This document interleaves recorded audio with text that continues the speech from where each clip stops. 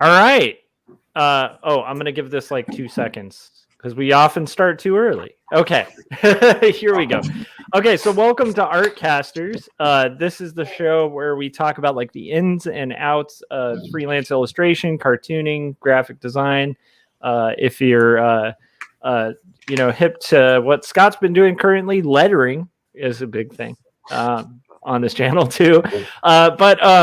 But yeah, so before we kind of get into it, I'm really excited about our guest, a return guest today.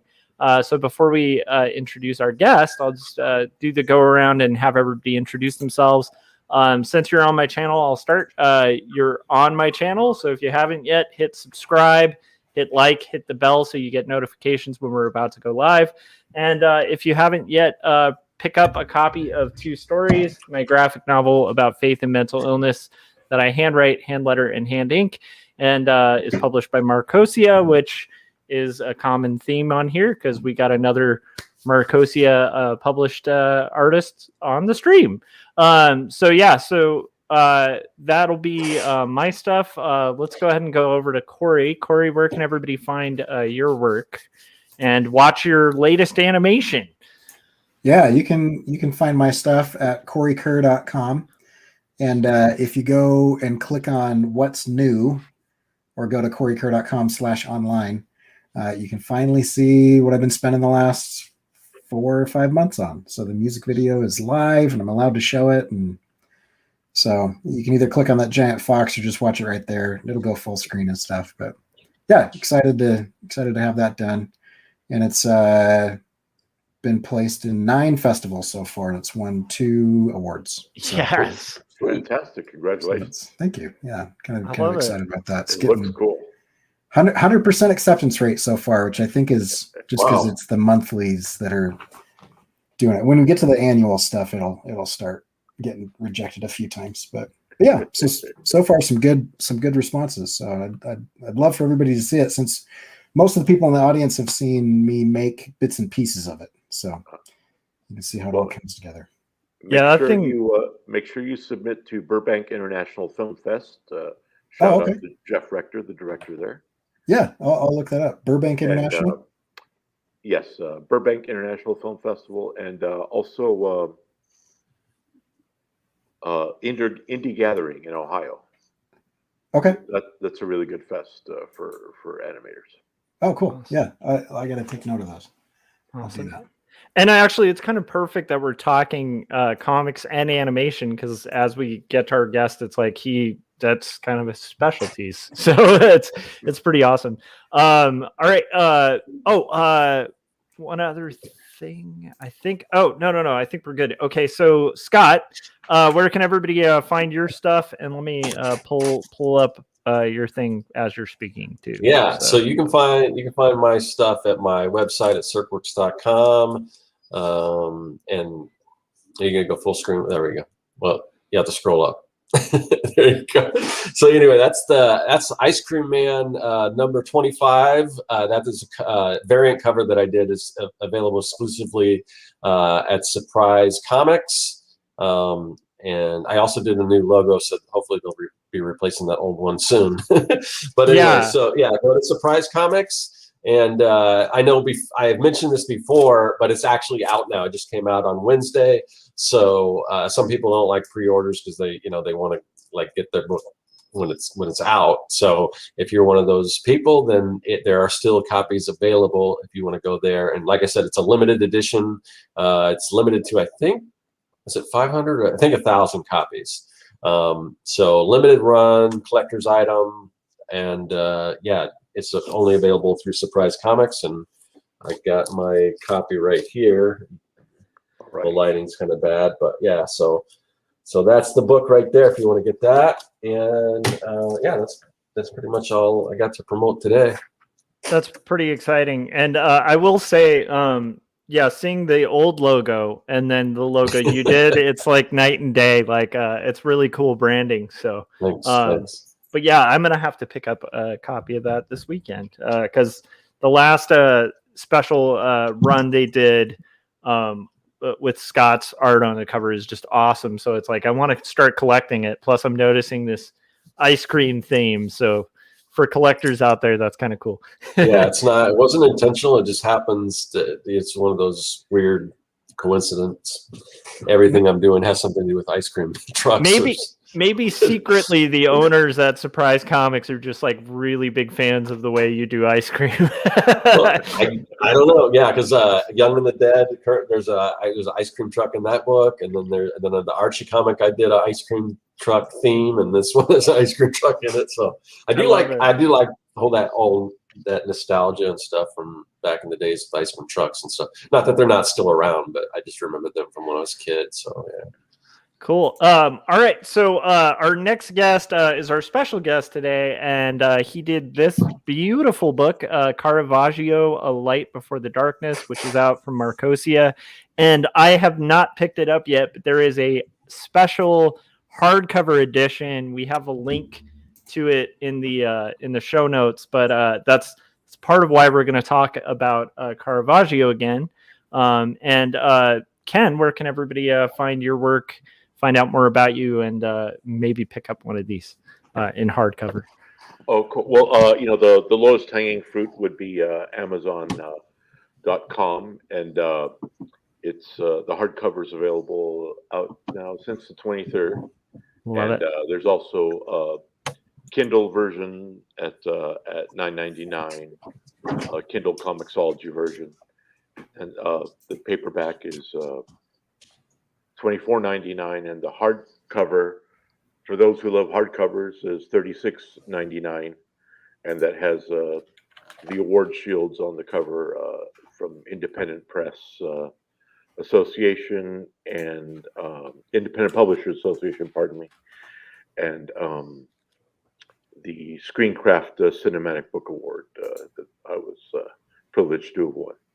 I love it, and I mean, I will tell you guys, like, regardless of whatever copy you get, this is a substantial book. It's a pretty hefty amount of full color graphic novel pages, beautifully illustrated, really well written, and you won't regret it. So like $36 for like a hardcover full color graphic novel that's well researched and stuff. It's worth it, guys. So go order it. And I'll tell you what, if either kenmora.com or bellafaymedia.com, if you buy the hardcover and you want me to send you a decal plate to put on it that's autographed and a thank you for your support, just email me through those websites, and I will be happy to do so for you. Ooh, I love that idea too. Decal plates. That's really cool. And you guys should do that. When this pandemic started to die down a bit more, one of these days, Ken, I'm just going to have you sign it in person. That's right. Well, we'll see each other in December. Cross fingers. Oh, that's right. That's right. Well, we'll have a LA Comic-Con. So Ken will be boothing with me at Los Angeles Comic-Con too. So maybe we can do it then. All right. So Ken, like, one of the things I really wanted to talk to you about that we haven't really touched on, we've had you on a couple times, and I think that one of the things that would be really good to kind of get into is, like, this book is incredibly well researched, and I've been thinking a lot about historical fiction in graphic novels and how much I love it. And wanted to kind of get in a little bit to, like, the amount of work that goes into it, like how you go about the research, how you go about knowing where to start with the research, what sort of leads you, inspires you to do historical fiction. So I thought that would be a really great deep dive, because, graphic novels have like a long history of some pretty strong historical fiction and historical work. And it's an area that I've always been interested in, and, like, personally might even delve into in the whatever amount of years when I'm clear of other graphic novel projects. And so I just have like a million questions about historical fiction. So that's not the easiest lead in. So I guess I'll just start with, like, what kind of inspires you to do historical fiction in general, like what's the impetus? What kind of lit the fire to kind of take on such a heavy thing to do? Yeah, well, in this particular case, I discovered Caravaggio, his artwork, and his studies when I went back for my late in life degree to USC School of Fine Arts, and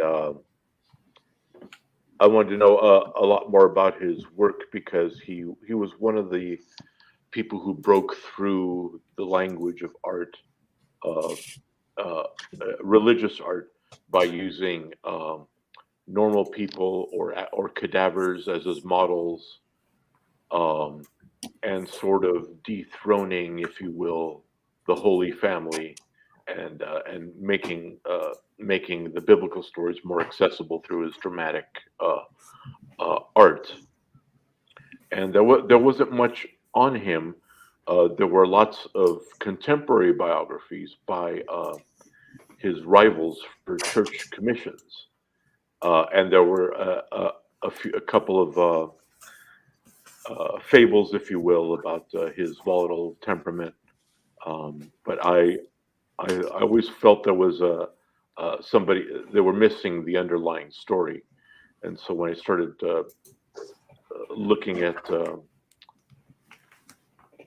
the history of the time, uh, the ironies involved in working for the church, and perhaps having um, uh, uh, homosexual or other sexual um, drives that you would have to cover up, or maybe something you're struggling with internally, and you figure the place to grapple with that is God's backyard, and the intriguing um, uh, the intriguing pitfalls of doing that, and possibly believing falsely that the church is a safe haven for that. And so there were a lot of questions I had, and there were a lot of these myths that you would hear, like a famous story about him being so incensed. Once at a restaurant, he uh, ordered artichoke hearts, and he wanted half of them done in butter and the other half done in olive oil. And so when the waiter brought him his order, he said, "Well, which one is which?" And the waiter didn't know, and famously he clocked him and got arrested. But that those are the kind of stories that kind of read. Not that it's not possibly true, but kind of read like uh, fictional propaganda. And I'm thinking that particular story, the oldest version I believe is from his artistic competitor Baglioni, who was also looking for the same church commissions that Caravagio was going after. Huh. And so I started looking into the politics behind that. And so there are various sources. At that time, there wasn't as much available on the internet as there is now. Um, but I found an excellent book to kind of be my anchor, and that's called Caravagio, A Life, and the author is Helen Langdon. I don't believe it's in print anymore, though you can still get it used through Amazon. And it took a very interesting approach in not trying to be the detective who solves or settles all these disputes on his character, but rather it started chronicling his environment from when he grew up, the cities, and at those times that he lived in them, and his time in Rome, and where things were as far as the plague and Inquisition and the countless wars within Italy, around Europe, and the threat of war from the Turks, who were constantly trying to find some weak spot in Europe, for their return to Spanish territories that were so Moorishly influenced in the centuries previous, and so that there's all this political intrigue, and I'm wondering what is the personal story behind all this, and so you start with the things that are known, who's where, when, what were the political struggles going on, Yeah. how does a character in this position with this talent set handle his personal motivations and machinations in trying to get through the church's hierarchy and seeking the shield of success for his lifestyle. In which case, I think for me, it's pretty clear that he was gay, though not above using his sexuality in a political sense. But you can see the irony, especially when the Inquisitions are not quite over yet, of going to the church for the kind of protection you need from the church. Yeah, that is so intriguing, and like that's definitely like a conflict that's very rife and like fraught with danger around, especially in that era. And I love what you're mentioning about kind of finding a through line, because it does seem like, at least to me, and I don't know, Corey, Scott, like I like Corey, I know you're a huge history nerd too. I wouldn't say huge, but I enjoy history. But it's like it's one of those things where I've talked to Corey about like one of my ideas for a future book, and one of the things that frightens the hell out of me about dipping into historical fiction is, first off, like picking a topic that has limited resources to pull from could be really cool, and could also be really scary, because it's like you're heading into territory where you don't have a ton of material to work with. But then second, like if you get into something really intriguing, there's always like the rabbit hole possibility where you could like fall off a cliff, like just looking just in the research hole where you could lose that thread, that through line. And so I think it's really fascinating and cool that you were mentioning, like, it sounds like that's kind of your anchor when you're researching it, is like, okay, what's the story here for my main character, And I have a question, because I have trouble keeping track of some of this stuff as I'm just reading it, but to write it, that's a whole another higher level. When you're saying who was where when, I think that's really foundational and really important, right? So do you have like note cards? Is there like a board somewhere in your house that's full of like yarn and strings? And I mean, like, how are you? Because I mean, you'll read some of these biographies, you'll read some of these histories, and it's like, and then this person, we know that on this date they moved to New York and they were there for 3 months, and then we're going to jump back over here and see what he's doing over in London. And it's like keeping all that straight.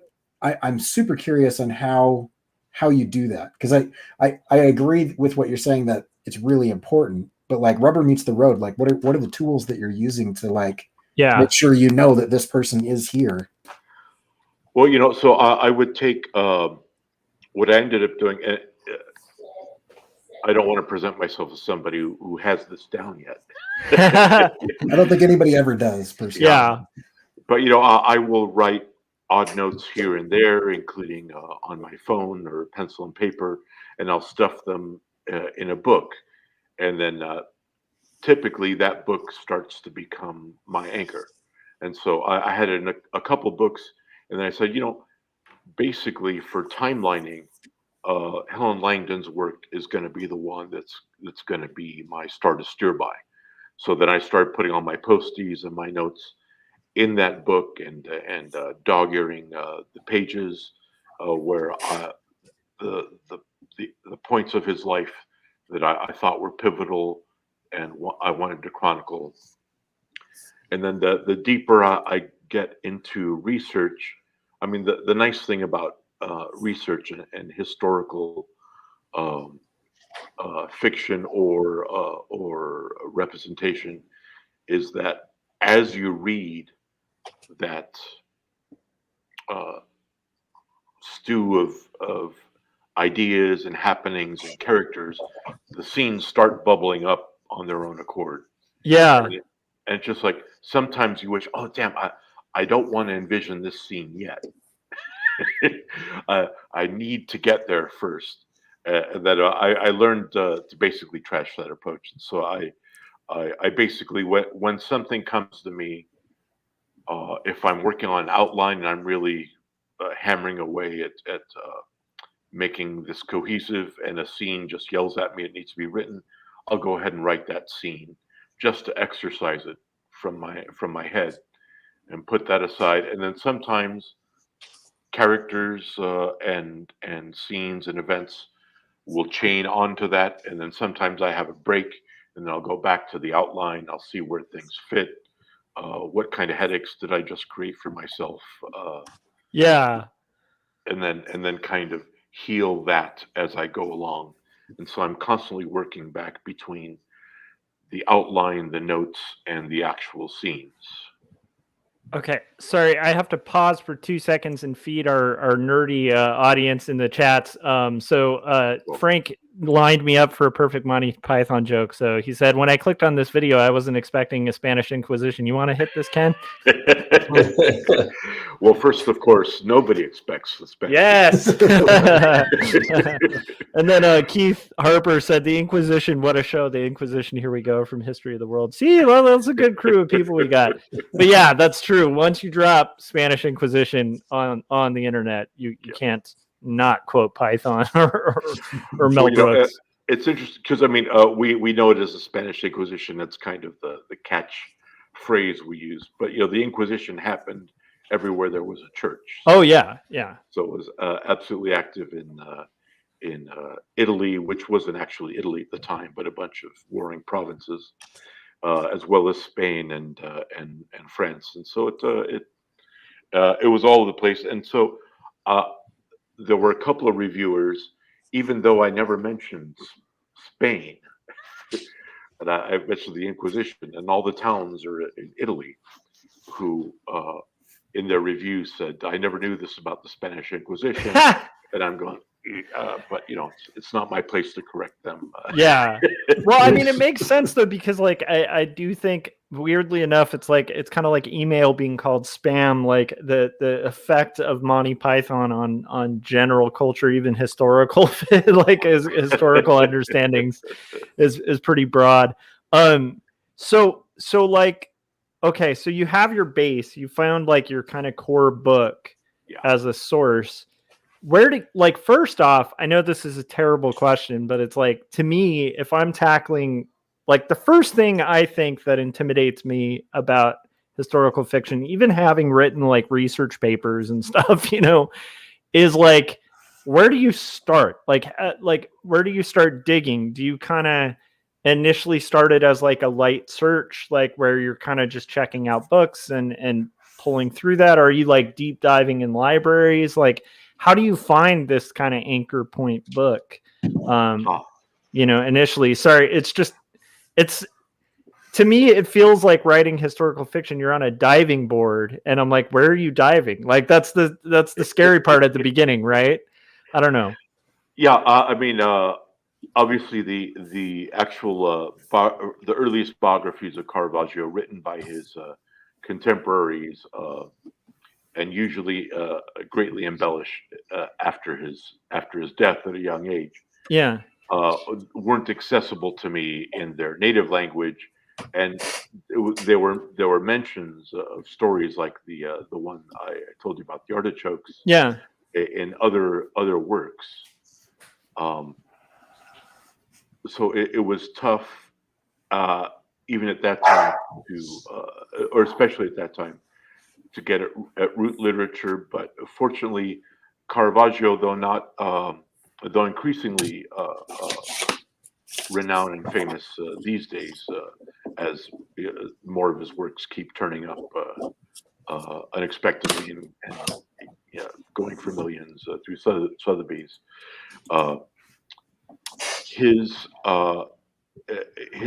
reputation among artists was pretty high and pretty well documented, and so there were a lot of books available then at Amazon and now tons more now, but there were enough to take a deeper dive, because my first introduction to his story were a few brief paragraphs in an art history textbook in college, and then there were other books that at that time I didn't know of any fiction books based on his life, but there were a lot of books about his technique and its influence on other painters, and in with that you would get other stories about like when he was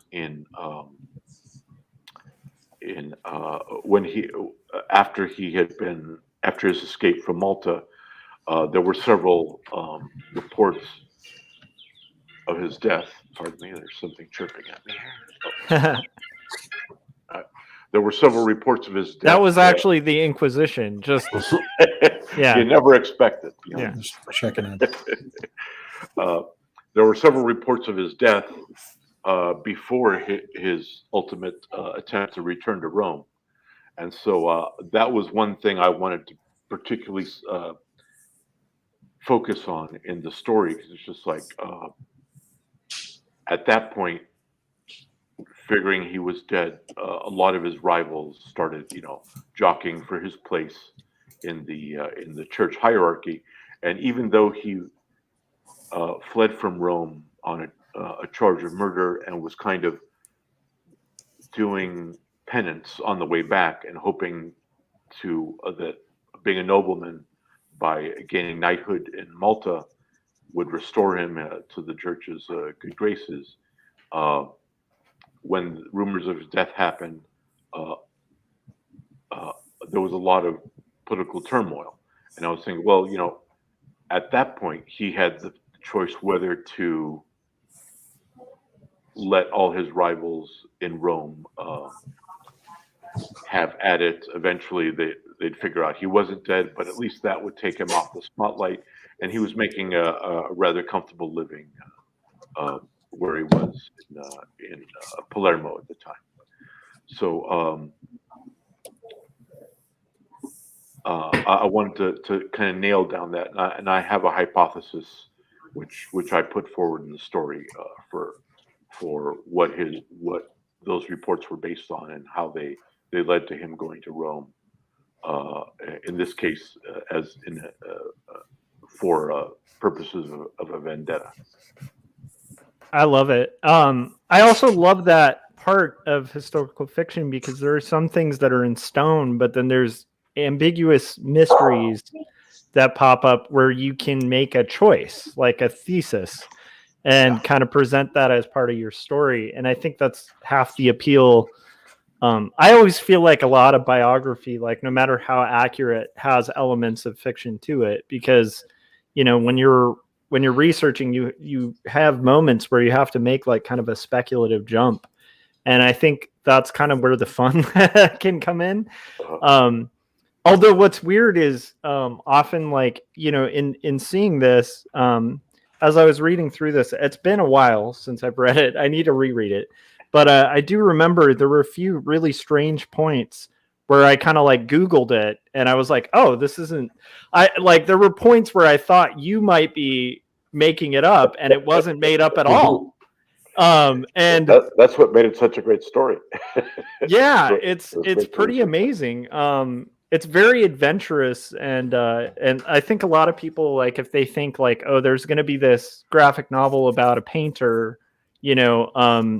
who invented like, a specific style of painting, they're going to be like, meh, that they're not expecting like an action-packed,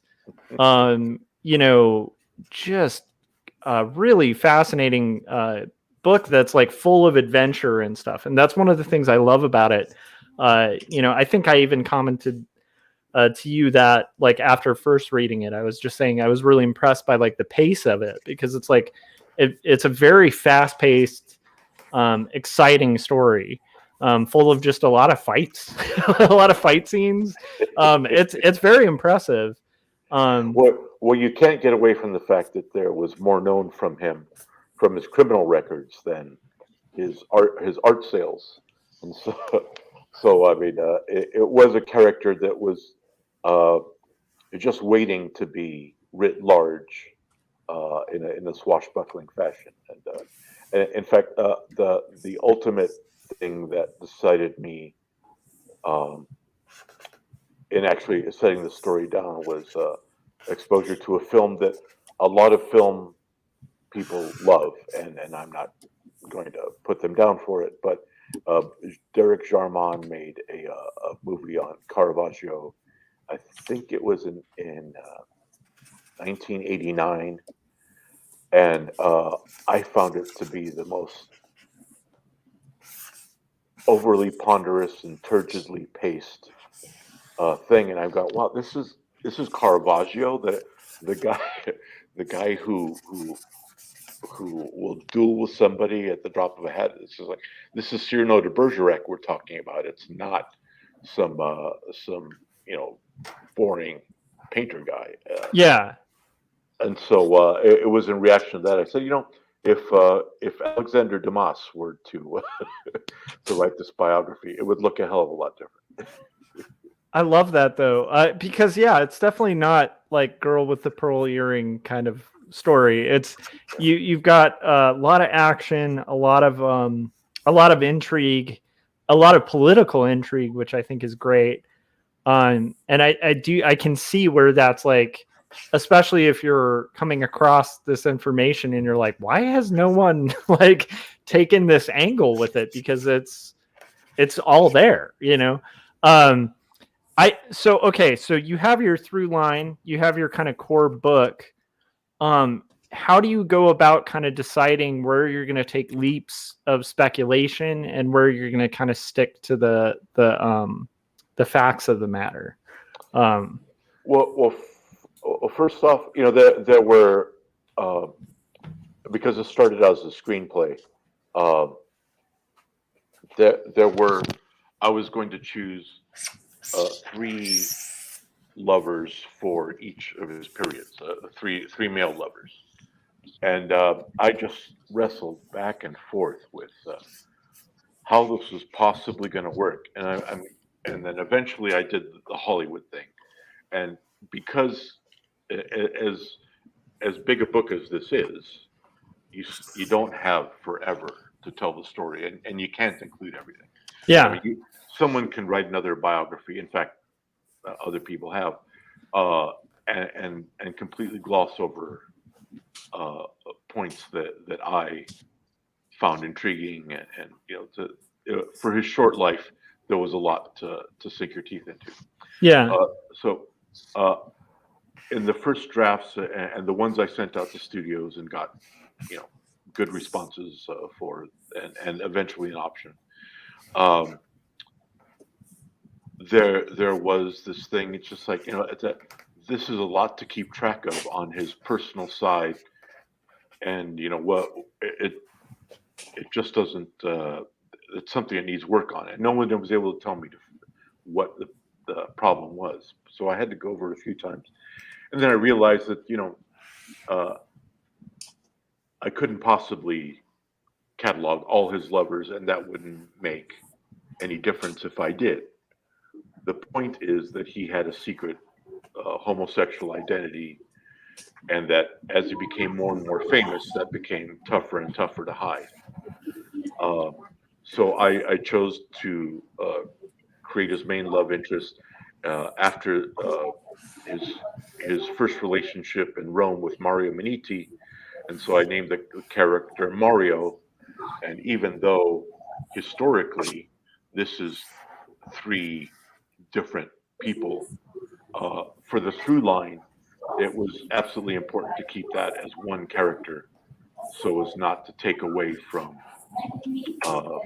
because his secret fidelity was to his true sexual orientation, and working in multiple lovers was working counter to that theme.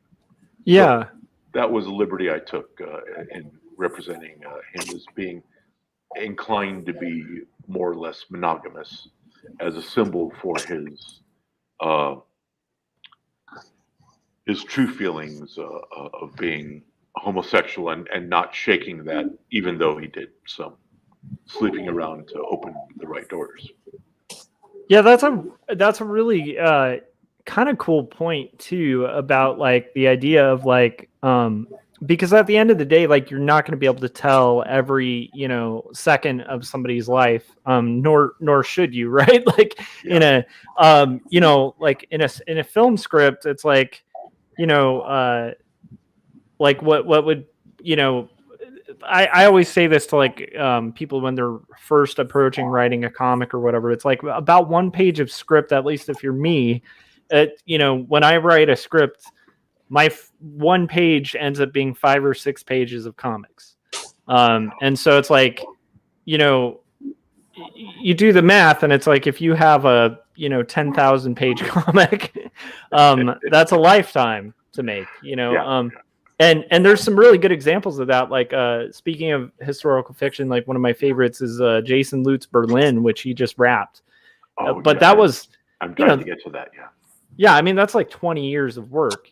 So and again, still not 10,000 pages, still edited, still picking select moments in a historical event to kind of.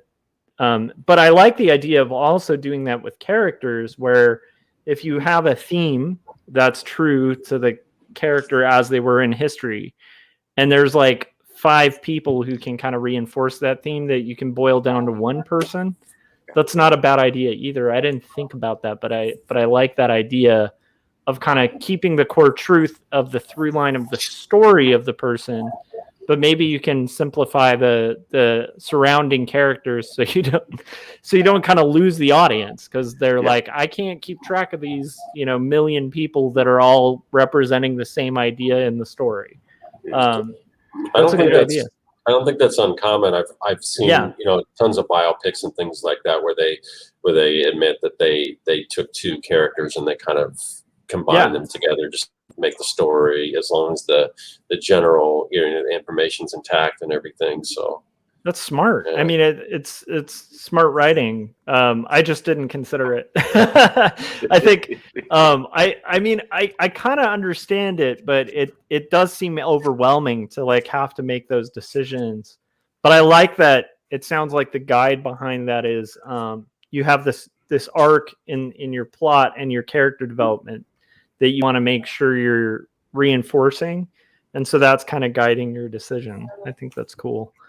Are there things that you had to edit out that you wish you didn't with the plot and Caravaggio's story? I had a few darling scenes that I loved, like when he first gets to Malta, there's some scrape with the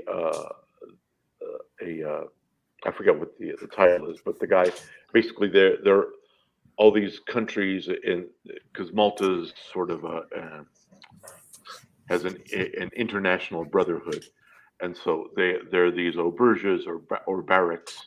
There's the Spanish one, the Italian one. There's people from African colonies and the Middle East, and so I had a scene that I loved, which was Caravagio meeting the person who assigns people to their auberge, and it was a really funny scene, and in a story that needs its occasional comic highlight. It was a tough one to cut, but it really had nothing to do with the rest of the story. So eventually, it just had to go. Yeah, that's got to be hard to do.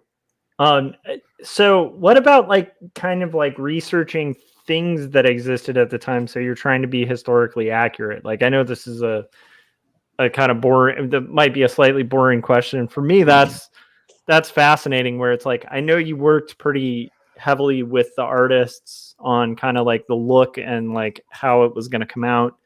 How did you kind of pick like to like represent like clothing and fashion and stuff like that of the time? Like what sort of resources did you use to figure that out? Well, in one of the violent yet comic relief parts of the book, just doing research on because he fled Rome on a murder accusation from the fallout of a tennis match.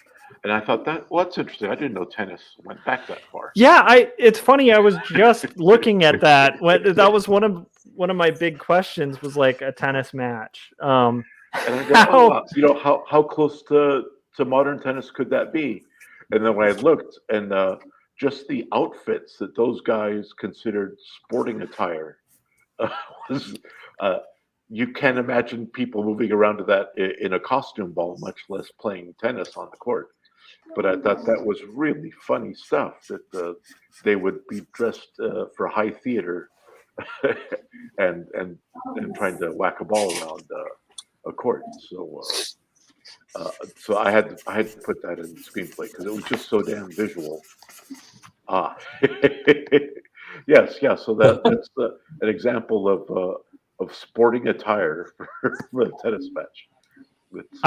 That's unbelievable. And yet it's such a neat detail. It also kind of reminded me, maybe I'm nerdy, but it's like when there's a tennis match, I just instantly think of like Rosencrantz and Guildenstern or something where it's like they're playing questions. But yeah, it's just things like that, though, I think like make it interesting because I remember getting to that point and just being like, they had tennis? Like, I didn't even know tennis existed at the time, you know? And also, the history of poker. I mean, I knew cards went back fairly far, but that there was a thriving subcultural interest in poker that rivaled the current ones. And these days there are all sorts of people espousing poker theory and odds based and looking for tells and things like that. And these are things that have a hundreds of year old tradition. And one of the ways Caravagio made it through lean times was he was apparently a terribly adroit poker player. And I thought that was an interesting tidbit of information. So. Yeah, I love that. So once you have this stuff all plotted out, you have your book with like your different notes and sticky notes on it. How do you kind of start taking that and piecing it to a coherent story? Like deciding like what will be your beginning, middle, and end, or is that something? It sounds like you might have kind of already answered that. So if I'm repeating it, but how do you decide that? I have a good part in that. After when the script was optioned, the director at that time said, I love the opening, but I'm not sure that there's enough to get people on board to this, to identifying this character as living in dangerous times, as opposed to just being a dangerous asshole. So I go, oh, okay. Well, what are the stakes? And it's just like, oh, what is it? Here's a guy starting out in his painting career, and but these are not times where he can be himself by any means. So I needed a scene in front of that to show what the stakes were. And so the opening scene, which involved so I don't spoil it, let's call it the bonfire that starts the book off. That was not the original start of the movie. The start of the movie was him being drunk in his room, and then people coming after him. So with the addition of that front piece, I think that was the hook that drew people in a way that simply starting out and having Caravaggio be swashbuckling Caravagio wouldn't. I think the story was still strong enough to win people over to him, but that upfront showing of what the stakes were and the environment of the time was a great addition. So sometimes the process, and that's the other distressing thing is that, you can go. By that time, I'd gone through 20 revisions. Maybe a good dozen of them were fairly major, not just fixing typos and stuff. Yeah. So by that time, I was just like, I didn't want to hear about how the story needed something else. Yeah. Damn it! I killed several babies along the way, and they're on the cutting room floor. Now somebody's telling me that this lean, mean machine needs another piece to it, and I just wasn't buying it for the longest time. But then I realized that it needed to be there. Yeah. I use that same trick, at least with two stories, where it's like I feel like starting a story off with high stakes and letting people know the stakes like early on, it really does get people bought in. And so I can understand that edit, because I have to admit, like, that is one of the appeals of the book, is like it really sucks you in because it starts with intense action and also like with suspense. And so it's like it sucks you in immediately, and you're very empathetic like at the beginning because you know what's at stake. And I think that that is a really good change. I didn't know that was a sort of a suggested edit. But I will say, like, for anybody out there who's like writing comics or writing in general, that kind of feedback's like priceless. I mean, I'm going through the process of editing a book that cannot be named yet, but I've gotten some valuable feedback on it, and it's only improved the work, which is pretty cool if you're getting it from the right people. Sometimes you can get really bad feedback too, but I don't know. And all along the process, I have to be thankful to the writers group I'm a part of. It's one of LA's longest ones, not horribly well known, but it's called Writers Block Inc. And it's been going on at Alan and Bonnie's. They're the hosts for a good 30 years. Oh, wow. Yeah, the past, I think, 18 of which I've been a part. And the brilliant feature about the writers group is that they are brutally honest. I mean, if something does not work, they will let you know, and it does no good to argue. And that was the other. And also, being part of a writers group teaches you is that you don't argue with people's reaction to your work. Their reaction is their reaction. Yeah, ultimately, they may not be your audience, and that might be the problem. But the problem also may be your writing, and especially if you hear the same thing from 2 or 3 people. See, the first time I hear something, I say, "Oh, they just don't get it." And then the next time somebody says something, I go, "All right, I think that my audience is probably narrower than I figured." And the third time I hear it, I go, "God damn it, I have to rewrite." So yeah, so it's good to have people, and I had been, I'd gone to screenwriters meetups. I don't know if that's still a thing. I think meetup.com is still out, and they still have an app. But there were just so many people eager to be accepted and wanting encouragement and praise that they didn't know how to take real critique, nor did they know how to give it, because they wanted people to like them, so they pretended they liked other people's things. And I have that tendency, but still, if I know writing is important to somebody, I'm gonna say, that passage it really doesn't have anything to do with the rest of the story. It kind of makes me think we're going someplace else, and then you drag us back, and that doesn't work. And all the hard things it is to admit to yourself, much less hear from someone else. Yeah. That's the function of a good writers group, is that they keep you honest. That is that's really good. So as you're I think that might be another part of like the whole process of writing historical fiction too, is drafts, where it's like, how different did your first draft look from the current iteration?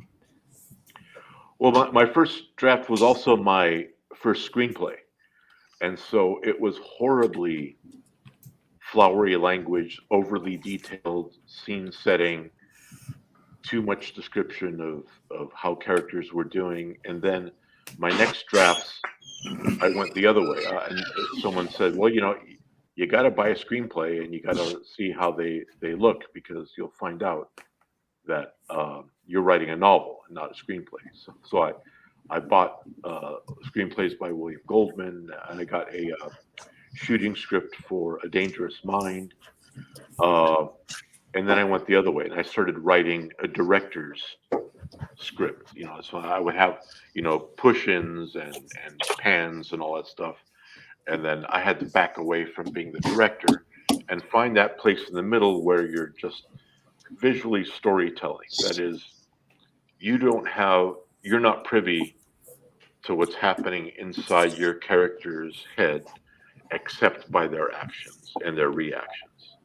And that is a tough thing to do.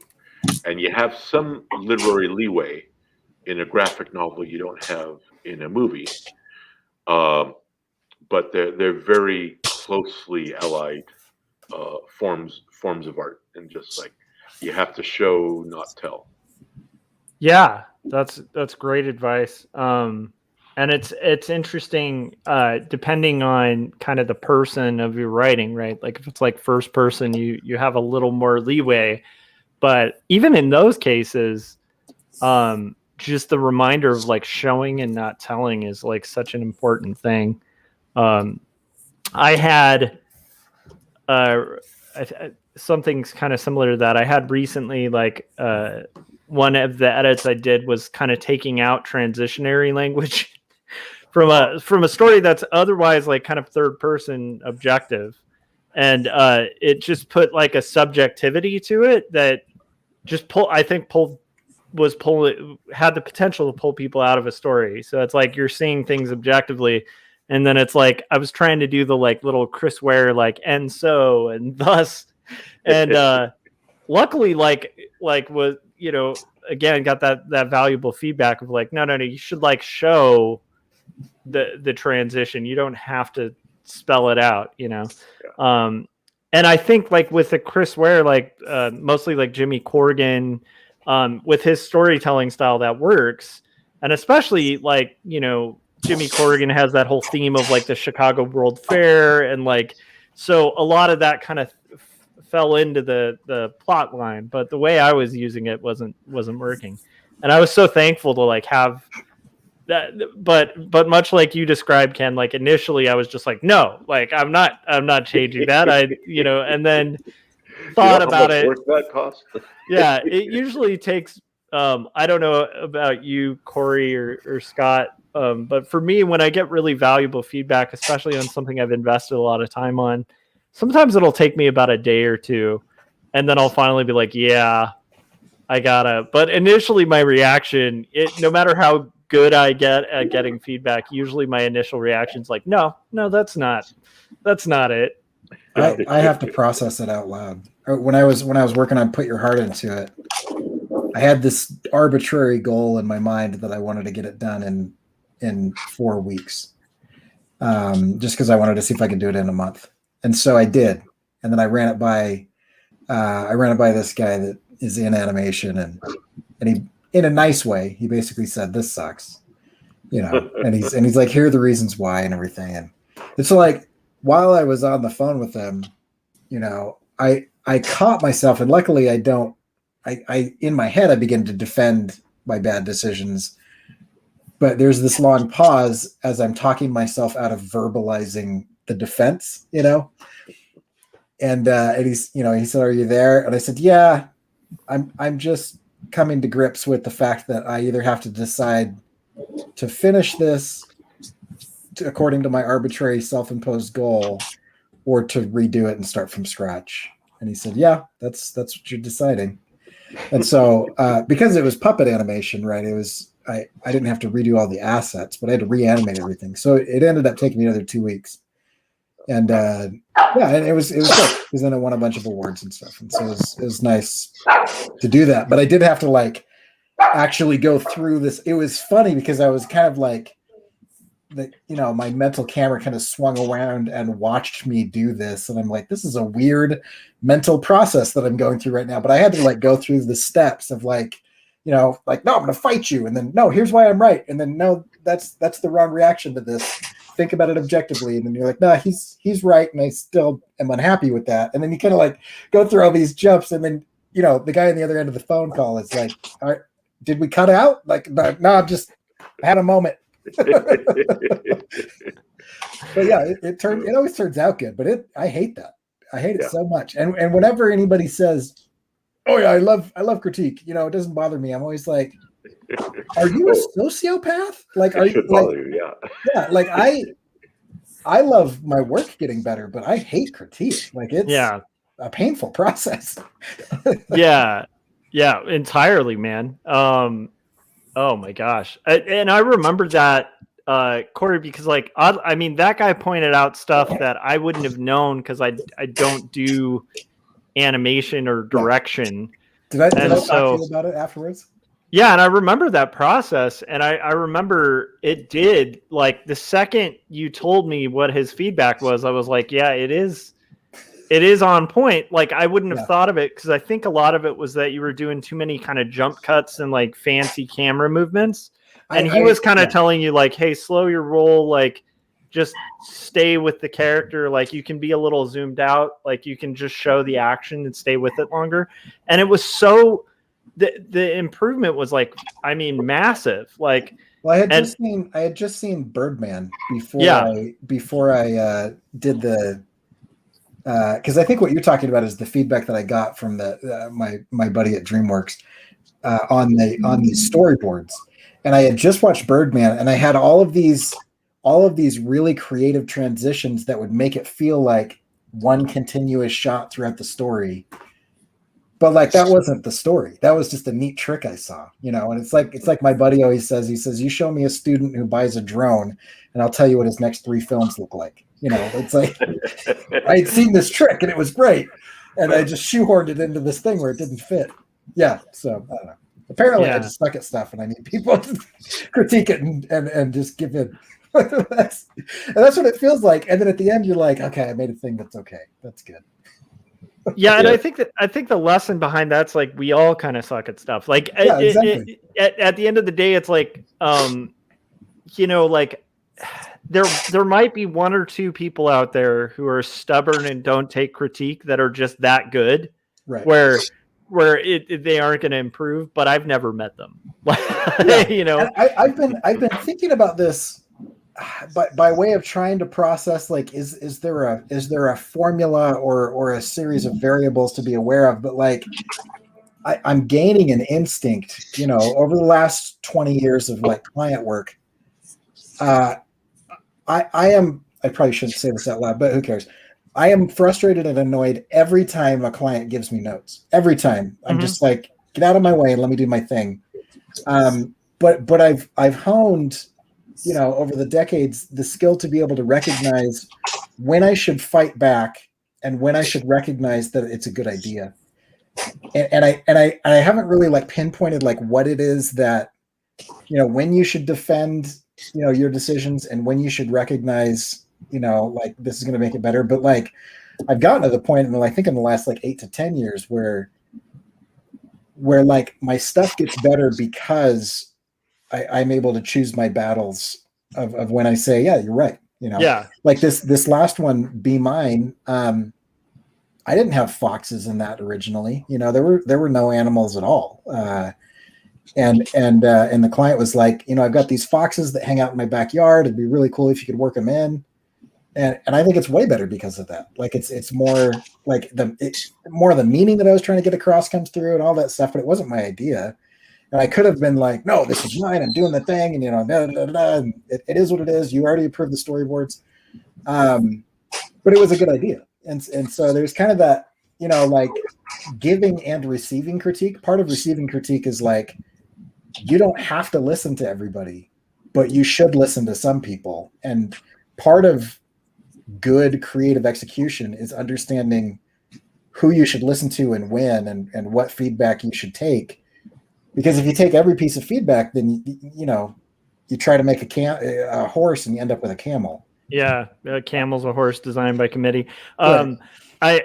I think for me, like I think Ken like pointed out a real truism with that, which is the idea that like, you know, like one person saying it, okay, like two people saying it, that's a pretty. 3 people at that point, it's a, you know, it's like that good old question of like, is everybody crazy, or is it possible that they're right?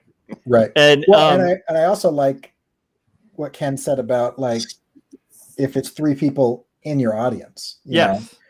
Like if there's somebody that's way far afield and they hate it, that's okay sometimes, right? But if you kind of have a good feel for who your audience is, and you get several of those people saying like, yeah, no, you should probably listen to that. So I think that's good too. Is know your audience and know that, you know, multiple people saying something is a flag that you should pay attention to. Yeah, and I always I find that most really good feedback sticks with me. Like it embeds in my brain. Yeah. That's like this latest thing that I changed. It was literally the second it was said, I was like, that's going to be more work. That's my initial instinct was like, it's more work. But it just dug in as like I hadn't considered it. And also on a story level, like the more you do it, the more you start recognizing, especially when it's pointed out where you have a thread that it wasn't tied. And you're like, oh, that was a loose thread. That is a good idea. You know, like those are moments where it's like, so I don't know. For me, I think those ones that sit with you, like they don't go away. That's a good sign too, where it's like, you know, kind of like classic critique where you put your drawing on the wall and somebody's like, that arm's off, the anatomy's off, like your foreshortening's bad. And you're like, initially never saw it, but the second it's mentioned, it's hard to kind of ignore the fact that they're completely right.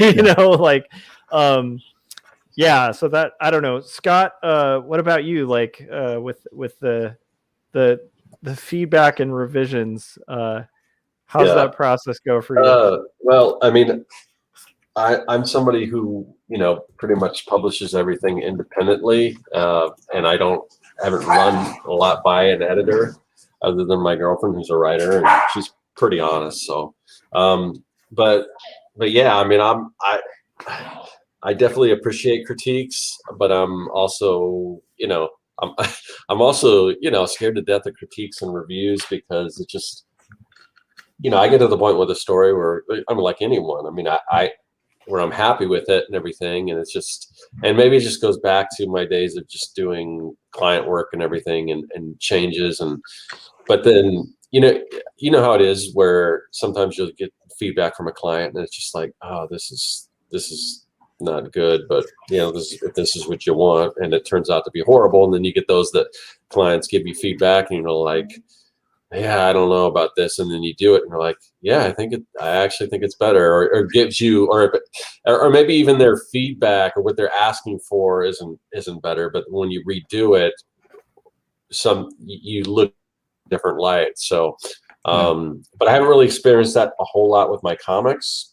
And it does make me a little bit nervous because I think, well, I don't know. I was going to say, I think once I do the whole collection. Maybe I should run it by some people and see, you know, I'm more worried about like things like plot holes and things like that. And is there anything I didn't catch or whatever? But I don't know. I mean, part of me is confident in what I'm writing and everything, because I read a lot of stuff, and I see stuff that ends up going nowhere, and I try to wrap everything up. I try to make everything make sense and everything. I don't know, but I'm kind of all over the place with this one, basically just because, you know, it's critiques and stuff.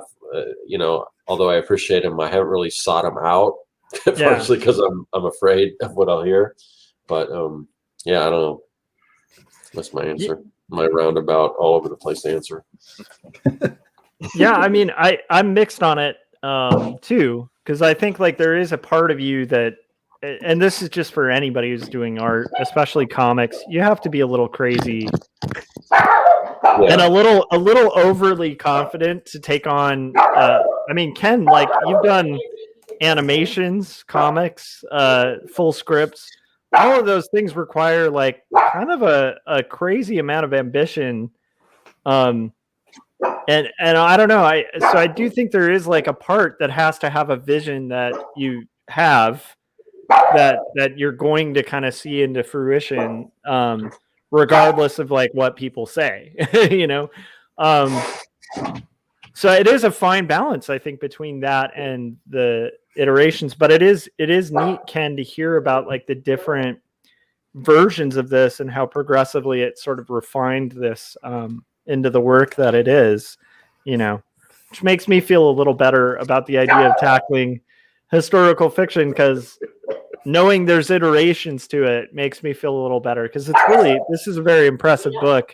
If this were just straight from your gut, like I would feel like I shouldn't write anymore. No, you know, they're so like apparently William Goldman, he starts at fade in and goes until the end of the story. And Ray Bradbury was apparently the same way. He started. That irks me because Bradbury's one of my favorites, man. But you know, that kind of talent or that particular skill set it's pretty rare. For me, it's very much an artistic, almost more an engineering process. You know, it's just like where you have component together and transmit, you know, the through energy of the story until the end. So, and you know, someone told me, you know, asked me once, as in as short a line as possible, describe your philosophy of visual storytelling. And I said, well, basically, you have to entertain on every page. And they said, wow, that's pretty demanding. And it just, yeah, it sounds it, but that's really what you need to do. Right. If you don't have a page that's entertaining or serving a function, then you have to really question whether that needs to be there. I love that. That's really good advice, actually. Gary in the chats was saying, yeah, if you don't have a clear vision of what you're trying to do, it becomes impossible to sort useful versus not applicable feedback, which is totally true. Even though we were talking about revision and stuff, you know, like I'm trying to think, like if I had somebody who all they did was watch Adam Sandler films, which by the way, I like some Adam Sandler films, but if all they did was watch all Adam Sandler's catalog and then they're giving me feedback on 2 stories, I don't know if that would be the right feedback to get. You know what I mean? Because they're not necessarily my audience. And sorry to Adam Sandler for picking that, but I was just trying to think of an example that's a little opposite from what I'm aiming for. You know, but if I did have like somebody who reads stories or is interested in stories or is like really analytical, like I feel like this panel is a really good example. It's like Corey, Ken, Scott, if they gave me feedback on my plot, I'd probably take them a little more seriously than like just some random, random person who I don't know exactly their taste or ability in storytelling or their ability in like analysis of story. So I think that's where like what you were mentioning, like having a writer's group or trusted friends who like, write and edit. Having editor friends is really helpful too. So what Scott was mentioning, like it, even if it's a girlfriend, if they're the type of person who's going to tell you when your story has food on its face before you put it out in public, that's what you need. I mean, that's good. Let's see. Keith also said a lot of the corporate stuff is just execs weighing in just to say they had a hand in its creation. And I would agree with that too. So again, you got to be able to parse the vision and what's true from like also what's just somebody trying to put their like take your story, I was watching Comedians in Cars Getting Coffee, and Seinfeld was saying, who was he talking to? I can see his face. Anyway, he's the guy that played Spider-Ham in Into the Spider-Verse. Anyway, he was talking to him, and he was like, he had done a show, and it got kind of killed by executives. John Mulaney. Yeah, John Mulaney. Yeah, and so and Jerry just says, "Oh, it drives me nuts, when you get these notes from these executives, because I want to like stop the meeting and say, wait, are you funny? Because if you're not funny, shut up." Like, if you're funny, then you can have an opinion. But like, we're talking about funny stuff right now. So if you're not funny, you need to like, you don't get a say. Anyway, and he could say that because he's Jerry Seinfeld. But I thought that was a good point. Like, if this isn't your thing, don't weigh in on the thing that isn't your thing. Yeah. I like Frank's fake feedback to Gary Hodges, who does Dinosaurs versus Mars Bots, which is a great story. But it's saying, have you thought about unicorns instead of dinosaurs for the next Dinosaurs versus Mars Bots?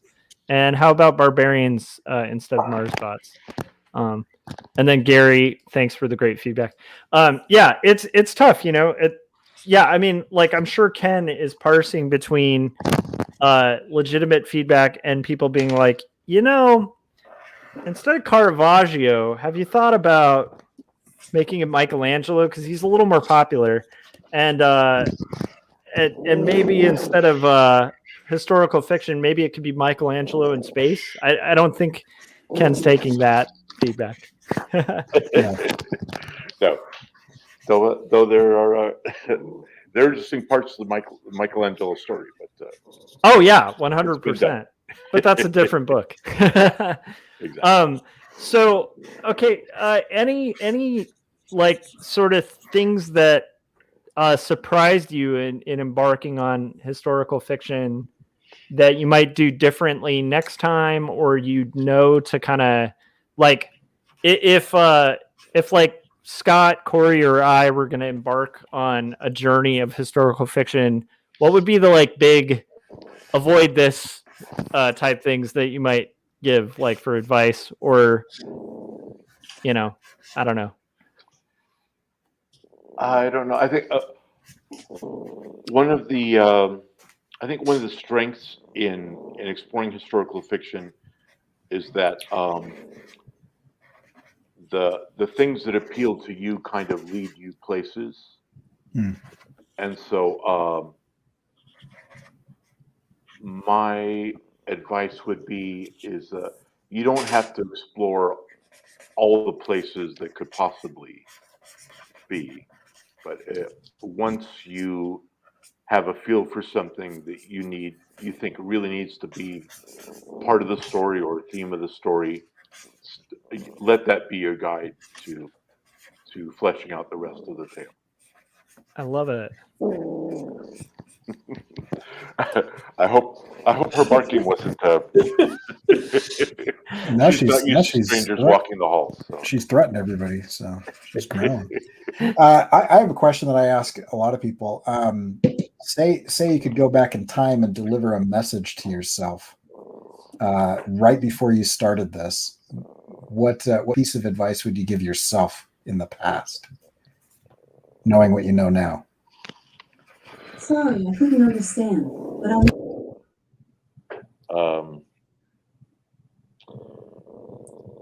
I don't know.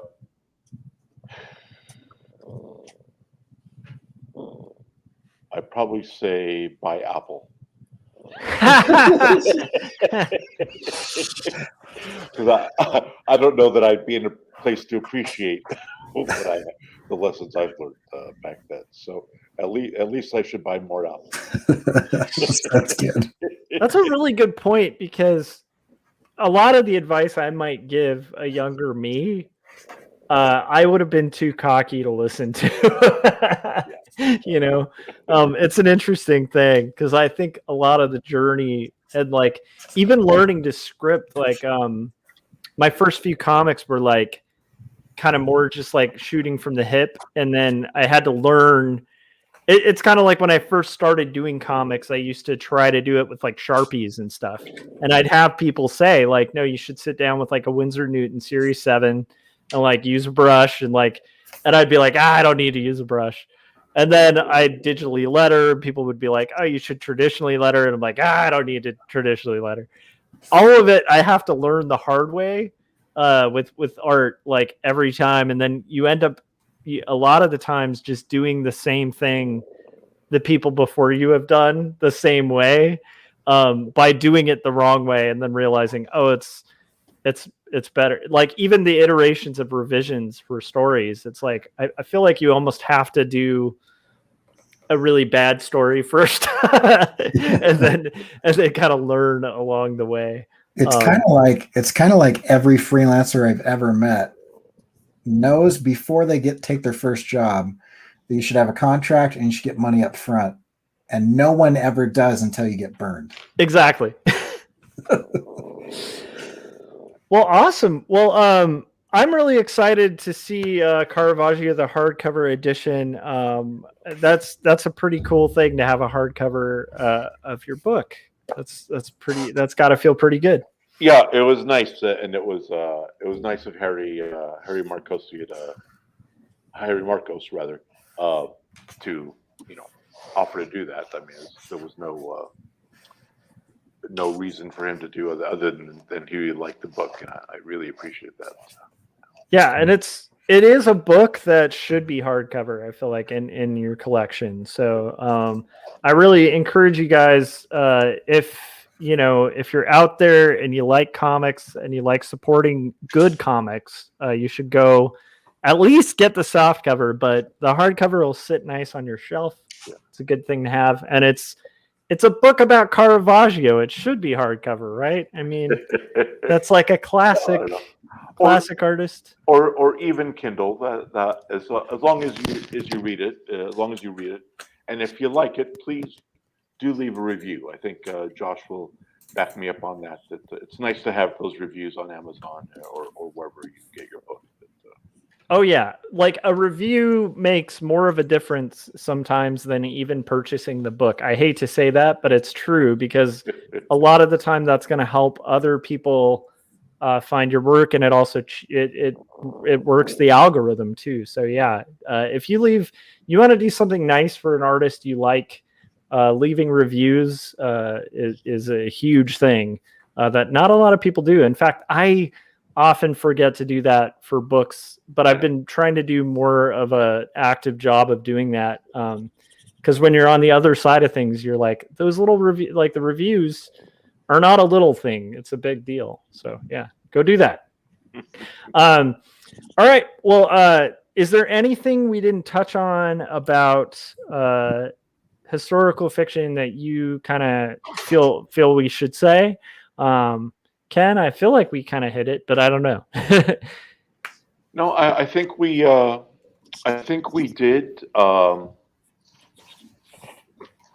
Even if you're, and there's a lot of alternate history and fantasy, historical fiction, which I enjoy. But sometimes I think that it's because people are either trying to play more commercial or no. They know that I enjoy their work too. I'm not slamming anybody. Okay, uh, but when you do a deep dive into history, there it's rare that you won't find enough entertaining in it. I mean, if you choose the right character, there's going to be something. There's going to be a powerful story to tell, and if fiction and I mean fantasy or alternate history is your bag, that's great. But real history is pretty darn cool. Yeah, I totally agree. I think if you're gonna do historical fiction, and I know if I ever take it on, it's gonna have to be something I'm really fascinated with, and I want to dig in. And the neat thing about history that makes that really appealing is, again, just that rabbit hole nature of it, where it's like, I think as long as I'll keep in mind the anchor that you were talking about, because I do think that's important if you're diving in. But I think as long as you have that anchor and somewhat of a target to hit, that could be extremely cool to kind of dive in, and who knows, maybe you will end up with a brilliant graphic novel out of it. All from a paragraph in an art history book starting that spark. I think that's amazing. That is really amazing. And I will tell you guys, action-packed, really interesting. I knew like none of this really. A lot of this information, like I found out from reading Ken's book, and then Googled and was surprised by how much of it is not Ken making it up. It's literally like it's the history, and it's fascinating because it gets wild. So read this book. All right. Is there anything you guys wanted to ask before we go out, or I think that was a good place to leave it, but it's up to you guys. Well, I think we could go for another couple hours, but yeah, it's a good. I was just thinking, I feel like I'm unqualified for this. I mean, it's very interesting to me, but I should have just had my girlfriend sit in on this because she's an author and she writes historical fiction. So she probably have more to add to this conversation than I would. But it's kind of it makes me kind of sympathize a little bit more what she goes through with the research and everything that she does when she's writing. So, but yeah.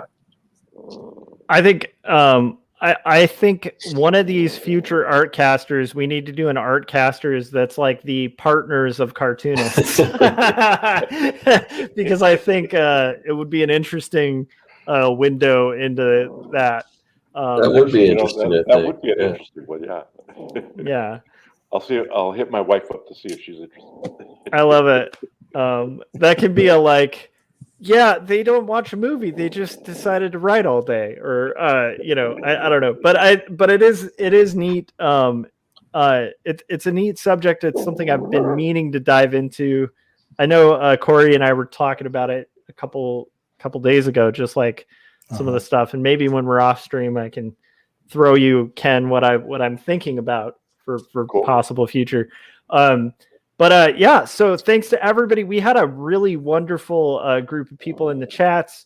Obviously, check out everybody's work in the chats as well. We have a lot of cartoonists and creatives that tune into the show. Thank you guys for tuning into the show.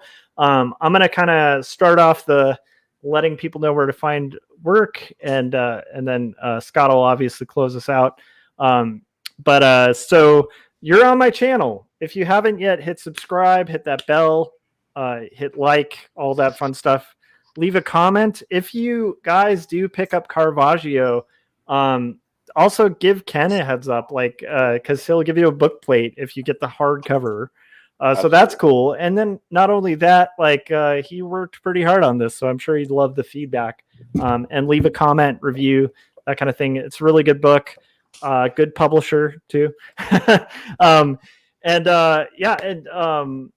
yeah, so that's pretty much my stuff. Also, after you've picked up Caravagio, if you like that, pick up Two Stories, Marcosia, pretty good publisher. All right, so Corey, where can everybody find your stuff? You can find my stuff at CoreyKerr.com. If you go to CoreyKerr.com, you can click on What's New, and you'll see the music video that I just animated. And also, I show up with Josh and one time with Scott. We're trying to get him to come back on Mondays for the indie review show and after party. And so you can join us there as well. And that's at irsagency.com. And that'll take you to kind of YouTube links. But it's just on Josh's channel and my channel. It'll be my channel on Monday. So those are the two places you can find me. You know, actually, Ken, we should do Caravaggio on there. So I'll have to talk to you and make sure you're cool with that. But if we can thumb through it and do a review, that'd be cool. Oh, yeah, absolutely.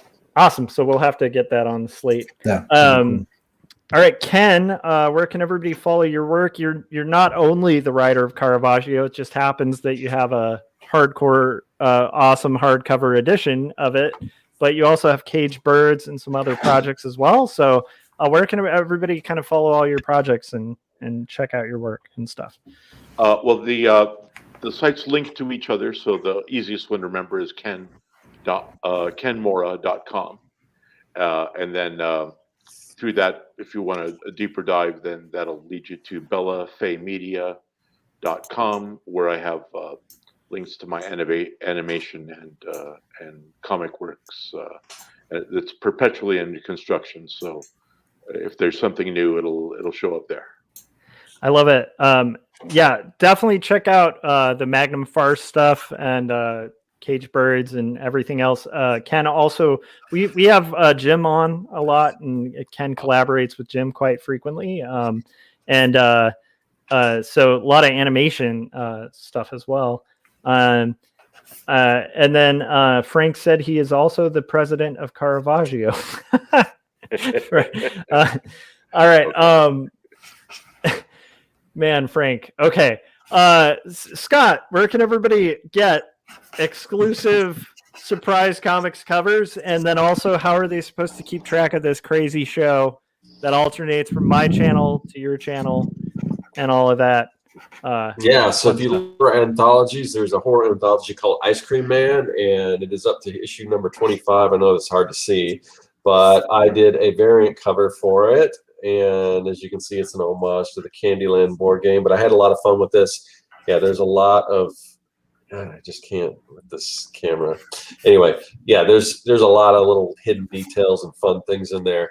But it is available at Surprise Comics. You can't probably read that either.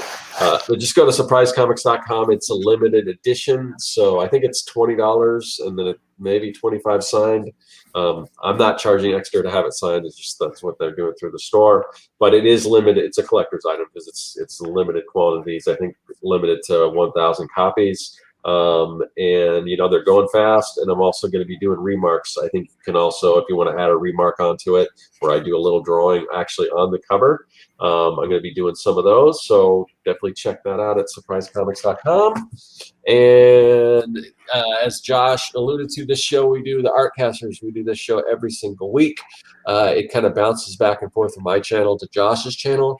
So you may not always know what channel it's going to be on, and we have a different guest every week. So typically it's the same time, but that can vary too, just depending.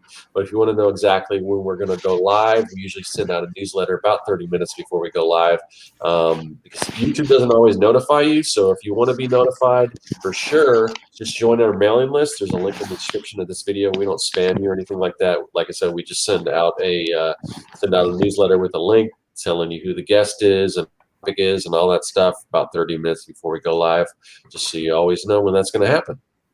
Awesome. All right. Again, check out Ken's Caravagio, and also around December, if you guys are in the Los Angeles area, you can meet me and Ken. We'll both be boothing at the same table at LA Comic-Con, selling copies of Two Stories and Caravagio, assuming that the Delta variant doesn't pick up or anything crazy happen. So God willing, we'll end up there. All right. See you guys. Thanks, Ken, again, and thanks to everybody in the chats. And we will see you guys next week. All right, thank you, Bye. guys. Great fun. Yeah.